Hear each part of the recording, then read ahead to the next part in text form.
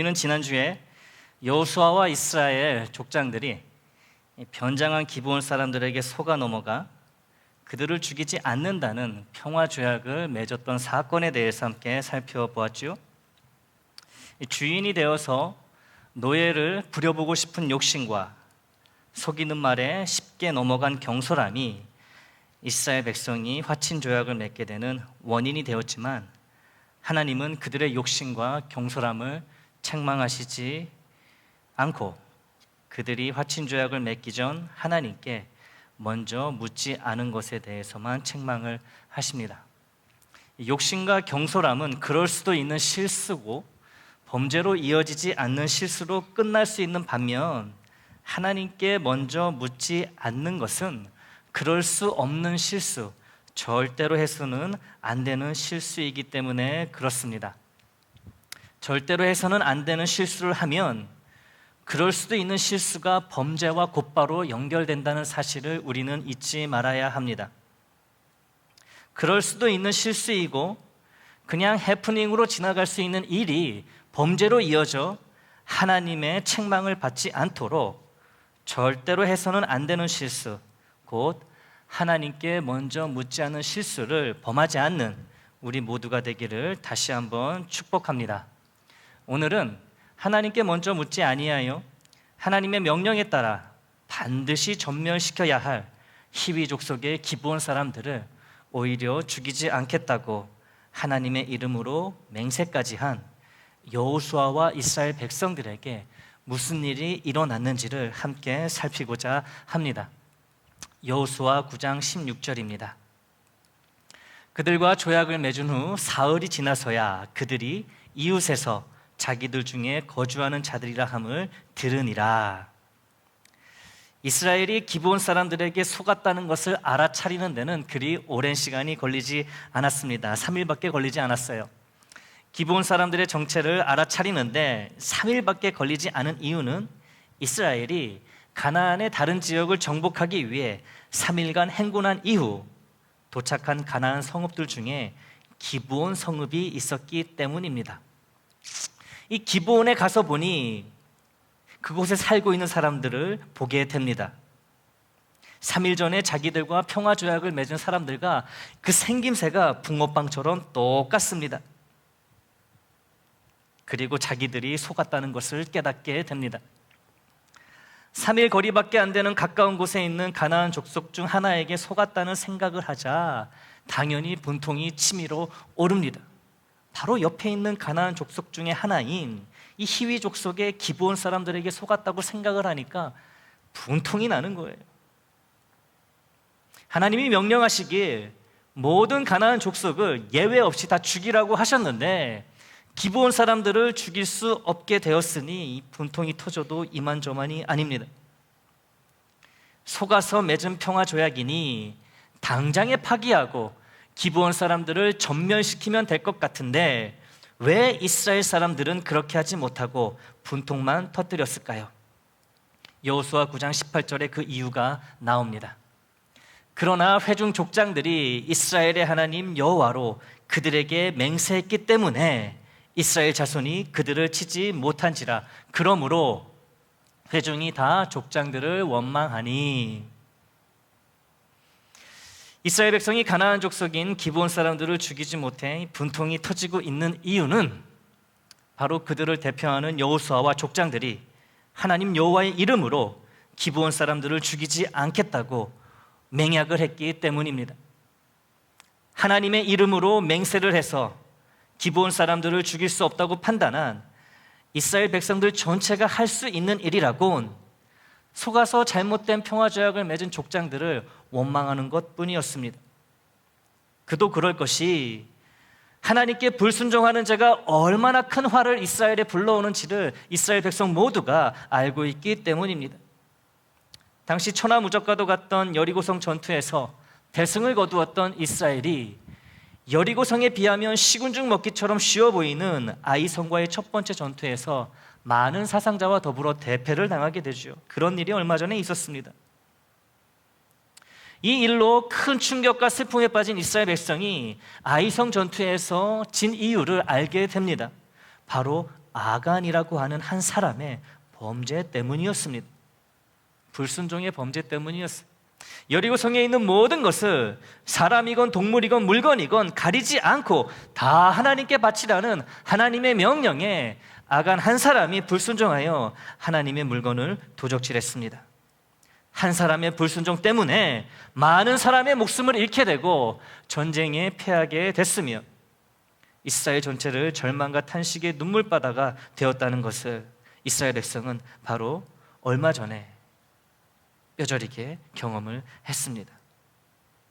이처럼 한 사람의 불순종도 견딜 수 없는 고통과 아픔을 가져왔는데 이번엔 다수의 사람인 여호수아와 이스라엘 족장들이 하나님께 불순종하는 범죄를 저지르게 되었으니 이스라엘 백성 입장에서는 크게 두려울 수밖에 없고 불평하고 원망하는 것이 당연해 보입니다.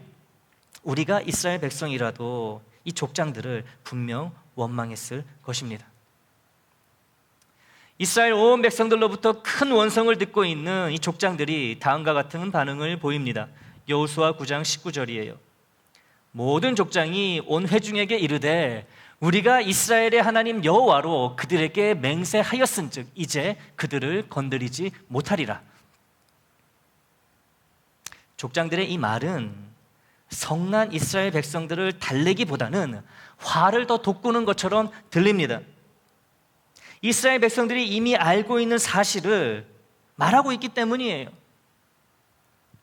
이스라엘 백성들은 그들의 족장들이 하나님의 이름으로 기브온 사람들을 죽이지 않겠다고 맹세했기에 그들을 죽일 수 없고, 그래서 그들을 죽이라는 하나님의 명령에 불순종하여 하나님으로부터 큰 화를 당할지 모른다는 것을 이미 잘 알고 있어요. 그래서 지금 분통이 나 있고 원망을 하고 있습니다. 근데 그런 그들에게 족장들이 말하길 하나님 여호와의 이름으로 기브온 사람들을 죽이지 않겠다고 맹세해서 기브온 사람들을 죽이면 안 된다고 하니 이스라엘 백성의 심기를 더욱 건드리는 것처럼 보입니다. 족장들의 이러한 모습은 이스라엘 백성의 불난 가슴에 기름을 붓고 있는 것만 같아요. 우리에게도 족장들의 이런 모습은 쉽게 이해가 되질 않습니다. 여호수아와 족장들의 잘못으로 하나님께 불순종하게 되었고 이로 인해 이스라엘 전체가 하나님의 큰 벌을 받게 생겼는데 이스라엘 백성들에게 사과의 말은 한마디도 없습니다. 하나님의 이름으로 맹세했으니 기브온 사람들을 죽일 수 없다는 말을 되풀이하고 있을 뿐이에요. 염치가 없는 지도자들로 보입니다. 족장들은 이어서 이런 말을 이스라엘 백성에게 합니다. 여호수아 9장 20절이에요. 우리가 그들에게 맹세한 맹약으로 말미암아 진노가 우리에게 임할까 하노니 이렇게 행하여 그들을 살리리라. 족장들의 이 말은 불난 이스라엘 백성의 가슴에 기름을 붓는 것도 모자라 부채질을 하는 말처럼 들립니다. 족장들 자신들의 잘못으로 하지 말아야 할 맹세를 하나님의 이름으로 해놓고서는 이 맹세를 어기고 기브온 사람들을 죽일 경우 하나님의 진노가 온 이스라엘에 임할 테니 맹세를 지켜 기브온 사람을 죽이지 말라고 하니 이스라엘 백성 입장에서는 잘못은 족장들이 해놓고서 책임은 자기들에게 돌리는 것처럼 들릴 수 있는 말이에요. 잘못은 자기들이 해놓고 벌은 우리 보고 받으라고 하니 그런 말처럼 들리니 더 화가 날 수밖에 없겠죠.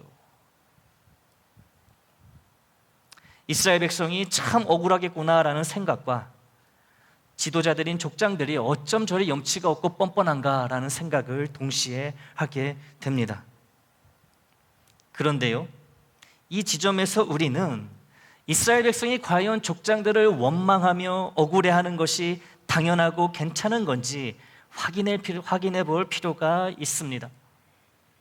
여호수아와 족장들이 기브온 사람들에게 속아 하나님의 이름으로 그들을 해하지 않겠다고 맹세할 때 이스라엘 백성들은 어디에서 무엇을 하고 있었을까요?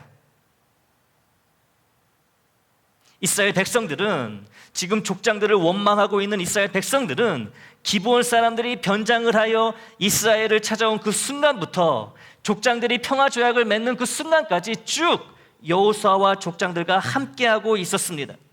여호수아 9장 6절이에요. 그들이 길갈 진영으로 가서 여호수아에게 이르러 그와 이스라엘 사람들에게 이르되 우리는 먼 나라에서 왔나이다. 이제 우리와 조약을 맺읍시다. 이 말씀은 이스라엘 백성들이 그들을 찾아온 기브온 사람들과 처음부터 함께하고 있었다는 것을 확인시켜 줍니다. 여호수아 9장 14절 15절이에요. 무리가 그들의 양식을 취하고, 여기서 무리는 이스라엘 백성들을 말합니다. 어떻게 할지를 여호와께 묻지 아니하고 여호수아가 곧 그들과 화친하여 그들을 살리리라는 조약을 맺고 회중 족장들이 그들에게 맹세하였더라. 이 말씀은 여호수아와 족장들이 하나님께 먼저 묻지 않고 기브온 사람들과 평화 조약을 맺을 때 이스라엘 백성들도 그 자리에 함께하고 있었다는 증거가 됩니다. 특히 이 말씀에서 우리는 이스라엘 백성들이 하나님께 먼저 묻지 않고 기브온 사람들과 평화 조약을 맺은 사건에 있어서 여호수아와 족장들과 더불어 공범이라는 것을 알 수 있습니다. 여호수아와 족장들이 이스라엘 백성 전체를 대표하여 기브온 사람들을 죽이지 않기로 맹세할 때 이스라엘 백성들도 그 자리에 함께 있었다는 것은 이스라엘 백성 자신들도 기브온 사람들을 죽이지 않겠다고 하나님의 이름으로 함께 맹세했다는 의미입니다. 상황을 정리해 보겠습니다. 기브온 사람들에게 속은 자들은 여호수아와 족장들만이 아니었어요. 이스라엘 백성 전체가 속았습니다. 기브온 사람들과 평화 조약을 맺기 전 하나님께 먼저 묻지 않는 죄를 범한 자들은 여호수아와 족장들만이 아니었어요. 이스라엘 백성 전체가 동일한 죄를 함께 범했습니다. 같이 속고 같이 해서는 안 될 실수를 해놓고서는 기브온 족속에게 속았다는 것을 알게 되자 자기들은 아무 잘못이 없다는 듯 족장들 때문에 하나님께 불순종하는 죄를 짓게 되었다며 족장들을 원망하는 이스라엘 백성이에요. 이렇게 원망할 거면 본인들은 속지를 말던가 아니면 여호수아와 족장들이 하나님께 먼저 묻지 않고 평화 조약을 맺을 때 그때 반대를 할 것이지, 같이 속고 같이 죄를 지을 때는 언제고 그 책임은 오롯이 족장들에게만 돌리고 있는 이스라엘 백성이라는 거예요. 기브온 사람들의 정체를 알게 된 지금은 누가 누구를 탓하고 원망할 수 있는 상황이 아니라는 것이지요. 뻔뻔하고 염치 없는 쪽은 족장들이 아니라 이스라엘 백성이에요. 오히려 족장들은 이스라엘 백성에 비해 성숙하고 인격적인 사람들입니다. 신뢰할 만한 사람들로서 족장이 될 만한 자질을 갖추고 있어요. 족장들은 이스라엘 백성을 향해 너희도 그 자리에 있었고 우리와 공범이면서 어찌 우리에게만 원망의 화살을 돌리느냐, 이렇게 충분히 말할 수 있는 상황이지만 그렇게 하지 않습니다. 이스라엘 백성들을 야단하거나 비난하지 않아요. 다만 사실을 있는 그대로 언급합니다. 여호수아 9장 19절 20절을 다시 읽어볼게요. 모든 족장이 온 회중에게 이르되 우리가 이스라엘의 하나님 여호와로 그들에게 맹세하였은즉 이제 그들을 건드리지 못하리라. 우리가 그들에게 맹세한 맹약으로 말미암아 진노가 우리에게 임할까 하노니 이렇게 행하여 그들을 살리리라. 족장들은 자신들도 잘못했지만 이스라엘 백성들도 함께 잘못했다는 사실을 잔잔하게 그러나 명확하게 이야기하고 있습니다. 우리가 이스라엘의 하나님 여호와로 그들에게 맹세하였은즉 이라는 족장들의 말에서 이를 알 수 있는데요, 여기서 우리는, 족장들이 말하는 우리는 족장들 자기들만 뜻하는 말이 아니라 족장들이 포함된 이스라엘 백성 전체를 의미하기 때문에 그래요. 모든 책임을 족장들에게만 돌리려는 이스라엘 백성들과 달리 족장들은 백성들을 원망하거나 비난하지 않습니다. 대신 너희와 우리 족장들이 하나님 여호와의 이름으로 기브온 사람들을 죽이지 않기로 맹세했으니 그들을 죽일 수 없다, 이렇게 말하며 염치 없이 분노하고 있는 이스라엘 백성들을 진정시키고 있습니다. 물론 평화조약의 책임을 묻는다면 백성들보다 족장들에게 더 큰 책임이 돌아가겠지만 지금 족장들이 보여주고 있는 모습은 우리의 칭송을 받기에 충분합니다. 백성들과 싸우는 대신 사실을 적시하고 또 다른 실수와 죄를 막아 이스라엘 공동체 전체의 실제적 유익을 추구하는 족장들의 냉철함이, 이런 냉철함이 우리 교회의 모든 직분자들에게도 주어지게 되기를 주님의 이름으로 축복합니다. 우리가 주목해야 할 것이 한 가지 더 있습니다. 모든 책임을 족장들에게 돌리며 기브온 사람들을 당장이라도 죽여야 한다며 씩씩대던 이스라엘 백성이 족장들의 이 말을 듣고 그들의 원망과 분노를 멈추었다는 것입니다. 족장들만의 죄가 아니라 이스라엘 백성 모두가 함께 지은 죄라는 족장들의 말을 이스라엘 백성이 받아들였음을 알 수 있습니다. 기브온 족속과 관련된 모든 일이 특정 개인이나 특정 무리의 죄가 아니라 이스라엘 전체의 죄라는 것을 인정하고 있는 이스라엘 백성들이에요. 처음에는 염치 없는 자들이었지만, 족장들만 원망하는 그들이었지만, 족장들의 말을 듣고, 족장들이 우리 모두의 죄라는 그런 말을 듣고 받아들입니다. 그리고 원망을 멈춰요. 훌륭한 지도자만으로는 좋은 공동체가 절대로 될 수 없습니다. 훌륭한 지도자와 훌륭한 구성원이 함께 있어야만 좋은 공동체가 될 수 있는 거예요. 이런 의미에서 지금의 이스라엘 공동체는 비록 실수와 범죄함이 있었지만 그럼에도 희망이 있고 소망이 있는 좋은 공동체라고 볼 수 있습니다. 자기들의 잘못을 즉시 깨닫고 하나님께 추가 범죄를 짓지 않기 위해 이스라엘 공동체를 바르게 지도하는 족장들과, 그리고 족장들의 지도를 받아 족장들에 대한 원망을 멈추고 기브온 사람들을 죽이지 않는 이스라엘 백성들을 보게 될 때 지금 이스라엘은 좋은 공동체, 훌륭한 공동체임이 틀림없습니다. 사랑하는 애장가족 여러분, 오늘 말씀은 죄를 지을 수밖에 없는 우리에게 꼭 필요한 것을 가르쳐주고 있습니다. 어떤 개인도, 어떤 공동체, 즉 어떤 교회도 범죄함을 피할 수 없습니다. 그렇다고 해서 거리낌 없이 편하게 맘 놓고 죄를 짓는 내가 되고 우리 교회가 되어야 한다는 말은 아닙니다. 절대로 그래서는 안 됩니다. 왜냐하면 죄는 가만히 버려두면 더 큰 죄로 자라기 때문에 그래요. 이를 증언해 주는 말씀이 있습니다. 야고보서 1장 15절이에요. 욕심이 잉태한 즉 죄를 낳고 죄가 장성한 즉 사망을 낳느니라. 죄를 멈추지 않으면 그 죄가 장성하고 그러다 결국 우리를 사망케 한다고 야고보 사도는 분명히 전하고 있습니다. 그러므로 어차피 죄를 지을 수밖에 없으니 편하게 죄를 짓자라는 생각은 애초에 그 싹을 잘라버려야 합니다. 싹둑 잘라버려야 해요. 무슨 죄를 지었든지 일단 죄를 지었을 때 우리가 할 수 있고 해야 하는 정답을 이스라엘 족장들과 백성들이 오늘 우리에게 알려주고 있습니다. 바로 그 죄가 다른 죄로 이어져 장성하지 못하도록 멈추는 거예요. 막는 것입니다. 이스라엘은 하나님께 먼저 묻지 않아서 기브온 사람들을 해치지 않겠다는 잘못된 맹세를 하게 됩니다. 그것도 하나님 여호와의 이름으로 맹세를 합니다. 하나님께 큰 불순종의 죄를 하나님의 이름으로 범하는 그들이에요. 자신들이 속았다는 것을 알았을 때 이스라엘 족장들을 비롯한 온 이스라엘 백성들은 속아서 맺은 평화조약이니 무효로 하고 그들을 죽일 수도 있었을 것입니다. 아마 이스라엘 백성들은 그렇게 하고 싶었을 거예요. 여호수아도 같은 마음이었을 거예요. 괘씸하잖아요.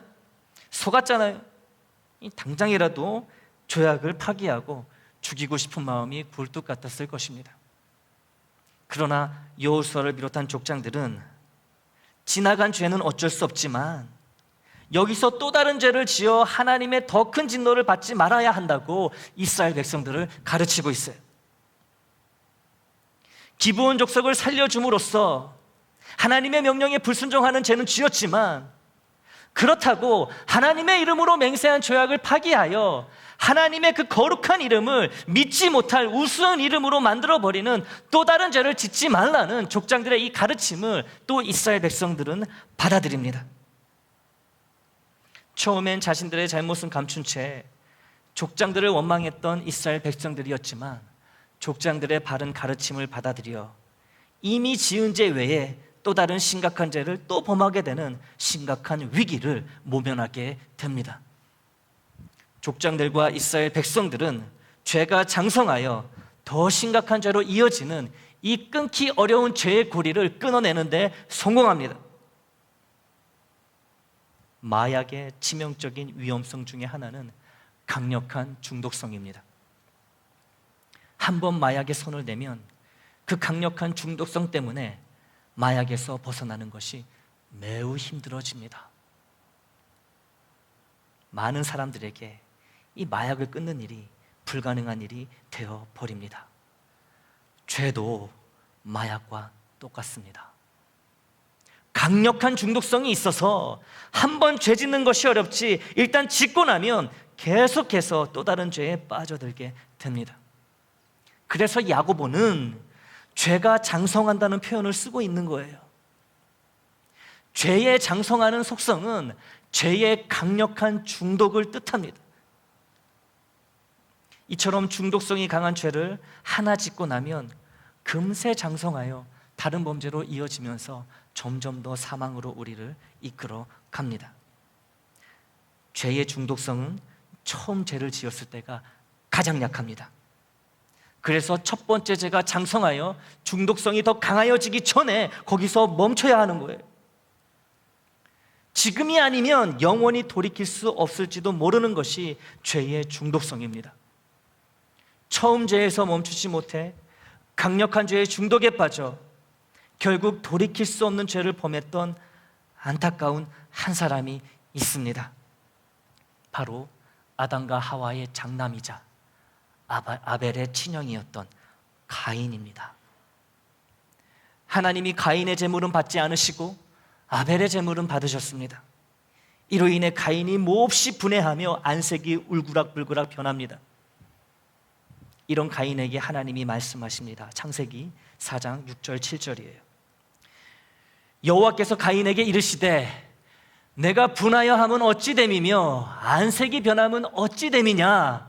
내가 선을 행하면 어찌 낯을 들지 못하겠느냐? 선을 행하지 아니하면 죄가 문에 엎드려 있느니라. 죄가 너를 원하나 너는 죄를 다스릴지니라.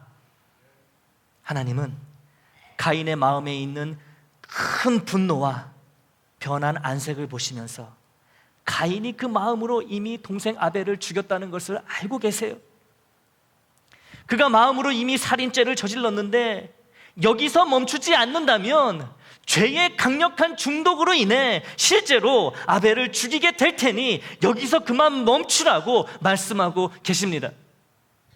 죄가 너를 원하나 너는 죄를 다스릴지니라. 이 말씀은 지금 죄를 멈추지 않으면 죄의 강력하고 악한 중독성에 곧 사로잡혀 아벨을 죽이게 될 거라는 하나님의 경고의 말씀이에요. 하나님의 이 간절한 경고에도 불구하고 가인은 끝내 마음의 죄를 멈추지 못해 죄의 중독에 넘어가요. 손으로 하나밖에 없는 친동생 아벨을 쳐 죽이고 맙니다. 죄가 장성하여 가인에게는 영적 사망을 가져왔고 무죄한 그의 동생 아벨에게는 육적 사망을 가져왔습니다. 죄는 결국에 모두에게 사망이에요. 좋은 것은 하나도 없습니다. 저와 여러분의 모습 그리고 우리 교회의 모습은 가인과 같은 모습이 아니라 오늘 말씀에 이스라엘 백성과 같은 모습이어야 합니다. 하나의 죄가 다른 죄로 장성하지 못하도록 그 하나의 죄에서 멈춰야 해요. 이번엔 넘어가고 두 번째 죄에서 멈춰야지 할 때는 이미 늦어버리기 쉽습니다. 죄의 중독성이 두 번째 죄에 이르면 더 강력해져서 멈추는 것이 아니라 세 번째, 네 번째 죄로 계속 장성해 가기 때문이에요. 그러면서 우리는 점점 더 사망에 가까워지는 거겠지요. 이스라엘 백성은 멈췄고 가인은 멈추지 못했습니다. 이스라엘 백성은 하나님의 이름을 욕되게 하는 범죄에서 벗어나 하나님의 진노를 받지 않았어요. 그러나 가인은 평생 하나님의 진노와 저주 가운데 살아가며 죽음보다 못한 삶을 살아야만 했습니다. 비록 나의 죄가 처음에 멈추지 못해 많이 장성했다 하더라도 지금이 그 죄에서 멈출 수 있는 가장 좋은 때입니다.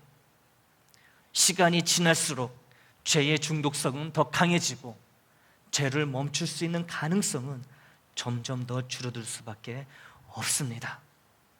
내가 알고 있고 기억하는 죄를 지금 당장 회개하여 죄의 강력한 사슬에서 벗어나게 되기를 축복합니다. 지금이 아니면 앞으로 그 죄에서 벗어날 수 있는 기회가 또 주어질지 아무도 장담할 수 없으니 참된 회개를 지금 해야만 합니다. 이스라엘 백성과 가인은 모두 그들을 위한 말씀을 들었습니다. 이스라엘 백성은 족장들로부터 생명의 말씀을 들었고 가인은 심지어 하나님으로부터 직접 생명의 말씀을 들었습니다. 그러나 족장들로부터 생명의 말씀을 들은 이스라엘 백성은 죄가 더 이상 자라나지 않고 그 자리에서 멈추는 생명을 택했던 반면 하나님으로부터 직접 생명의 말씀을 들은 가인은 죄를 멈추지 못해 결국 자신과 동생 아벨 모두의 사망을 선택하고 말았습니다. 생명의 말씀은 듣기만 해서는 안 되고 그 말씀을 받아들이고 순종해야 내게 생명이 된다는 것을 알 수 있습니다. 이제 우리 모두는 죄가 그 중독성이 더 강해지기 전에 속히 멈춰야 한다는 말씀을 받았습니다. 오늘 본문의 이스라엘 백성처럼 죄를 다스려 하나님의 진노를 피하느냐 아니면 가인처럼 죄를 다스리지 못해 하나님의 진노 가운데 거하느냐는 이제 우리 각자에게 달려있는 선택의 문제가 되었습니다. 말씀을 받은 우리의 책임이라는 거죠. 무엇을 선택하느냐? 하나님이, 주님이, 성령님이 대신 선택해 주시지 않습니다. 선택은 우리의 몫인 거예요. 부디 가인의 선택이 아닌 이스라엘 백성의 선택이 저와 여러분의 선택 그리고 우리 교회의 선택이 되기를 주님의 이름으로 축원합니다.